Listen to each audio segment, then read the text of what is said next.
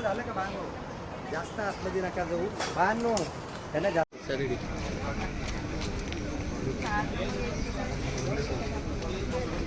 स्वच्छते ही सेवा हा जो पंधरवाडा आपण 17 सप्टेंबरपासून सुरू केला आणि 2 ऑक्टोबरपर्यंत आपण दररोज एक ॲक्टिव्हिटी आपण जी करतो आहे.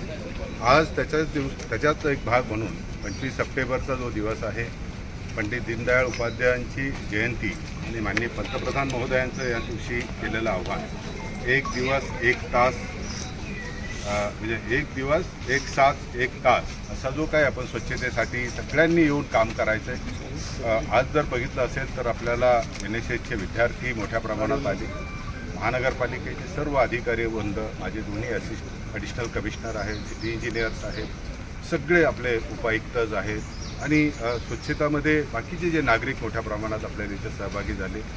आपले स्वच्छता दूत आहेत तेही आपल्याबरोबर आहेत आणि मला वाटतं की हा जो काय स्वच्छतेचा जो उपक्रम आहे, हा एक आपण मोहीम जी आहे ही मोहीम आपल्याला आणखीन पुढे वेगळ्या पद्धतीने न्यावी लागेल. कारण आपण मागच्या 12-15 वर्षापासून याच्यावर काम करतो आहे आणि काम करत असताना सुद्धा अनेक गोष्टी, जरी आपल्याला व्हिजिबल स्वच्छता म्हणजे रस्ते आपले स्वच्छ झाले, परंतु बाकीची जी स्वच्छता आहे की प्लास्टिक बंदीवर आपण काम करू शकत नाही आहे.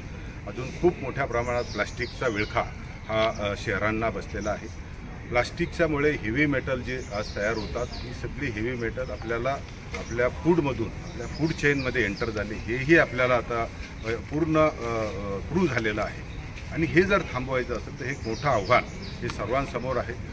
मी सर्व नागरिकांना या निमित्ताने आव्हान करणार आहे की आपण आज अशी एक शपथ घेऊया, प्रतिज्ञा घेऊया की मी जीवनामध्ये जो एकल प्लास्टिक आहे म्हणतो आपण, ते प्लास्टिकची पिशवी आहे तिचा वापर पूर्णपणे मी बंद करेन.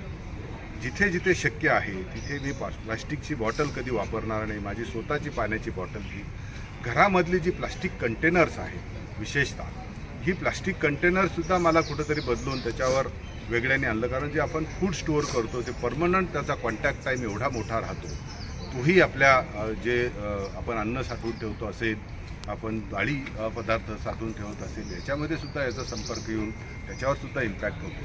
मला वाटतं की हे सगळं बदलण्यासाठी आपल्या जीवनातली जी आपली जी जीवनशैली आहे, लाईफस्टाईल आहेत, ह्या लाईफस्टाईलमध्ये आपल्याला बदल केला पाहिजे आणि हे टप्प्याटप्प्याने होणार आहे.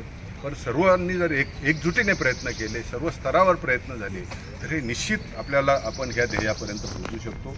याच्या आजच्या या कार्यक्रमानिमित्त सर्व जे उपस्थित झाले मी त्यांना खूप खूप त्यांचे आभार व्यक्त करतो आणि ही जी मोहीम आहे ती 365 दिवस अविरत सुरू राहावी एवढीच अपेक्षा व्यक्त करतो. धन्यवाद.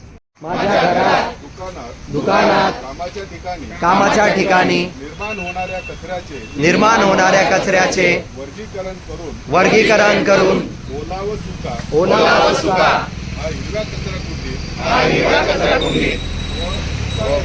व सुका कचरा हा निळ्या कचरा कुंडीतच टाकेल. त्याचप्रमाणे प्लास्टिक कॅरी बॅग, थर्माकोलपासून बनवण्यात येणारे ताट, प्लेट इतर वस्तूंचा वापर करणार नाही. तसेच प्लास्टिक व थर्माकोलच्या वापराला प्रतिबंध करून माझे नवी मुंबई शहर, पर्यायाने माझे राज्य, देश प्लास्टिक. सर इकडे, सर मी इथे.